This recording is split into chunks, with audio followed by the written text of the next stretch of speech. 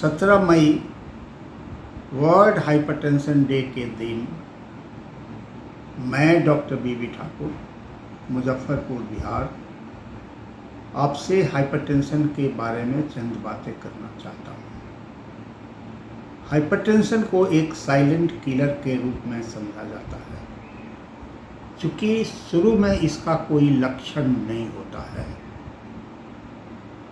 किसी किसी मरीज में नेजल ब्लीडिंग, हेडेक, दम का फूलना इत्यादि हो सकता है, लेकिन ज़्यादातर व्यक्तियों में अगर हम जांच नहीं कराते हैं पहले तो या तो लकवा, ब्रेन हेमरेज, हार्ट अटैक या किडनी फेलियर के रूप में यह प्रथम दृष्टया परिलक्षित होता है। हाइपरटेंशन दो प्रकार का होता है। एक में हमें कारण पता चलता है, हमारे शरीर में कोई न कोई कारण होता है, या हम बाहर से कोई ऐसी दवा या दवा का सेवन करते रहते हैं जिसके चलते हो सकता है। बट 80 से 85% लोग ऐसे हैं जिनमें इसका कोई कारण नहीं होता है, दिखाई नहीं पड़ता है, जिसे हम इसेंशियल हाइपरटेंशन बोलते हैं। विश्व में 1.60 बिलियन मरीज हैं इसके। भारत में करीब 30 करोड़ इसके मरीज हैं। मिलियंस ऑफ पेशेंट्स प्रत्येक वर्ष इस बीमारी के जद में आकर मृत्यु को प्राप्त करते हैं। अगर हम जनसंख्या के हिसाब से बात करें तो हमारे भारत में करीब 22 से लेकर 28% व्यक्ति इसके जद में आते हैं, जो कि जैसे जैसे उम्र बढ़ता है हायर एज के लोगों को यह बीमारी ज़्यादा होती है, और 70-75 के ऊपर करीब 75% व्यक्तियों को यह बीमारी हो सकती है। अब आपके मन में यह जिज्ञासा होगी कि यह होता क्यों है और क्या इतना डिफ़िकल्ट है कंट्रोल करना। बंधु, बड़ी विडंबना है कि ब्लड प्रेशर की जांच हम बड़ी आसानी से करके हमें हाइपरटेंशन है या नहीं पता लगा सकते हैं, लेकिन हम नहीं लगाते हैं। इसके इन्वेस्टिगेशंस भी बड़े आसान हैं जो हम नहीं कराते हैं।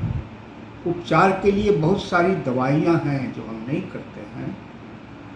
और अगर हम आंकड़ों की बात करें तो जिन्हें हाइपरटेंशन है उनमें भी 25 से 30% लोगों का ही ब्लड प्रेशर कंट्रोल रहता है।